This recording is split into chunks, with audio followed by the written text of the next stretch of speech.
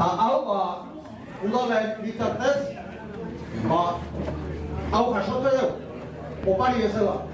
Bizkan jartzen, aurreagoa udala jartzen. Bueno, ongi etorri da noi, eta honi dutela ateatzen guztiak. Egia da, bueno, placer bat da, bazkari hau zuekin pasatzeko aukera izatea. Beti esaten dugu festak, umeek, gazteek, helduek, jubilatuek eta denentzako dira festak.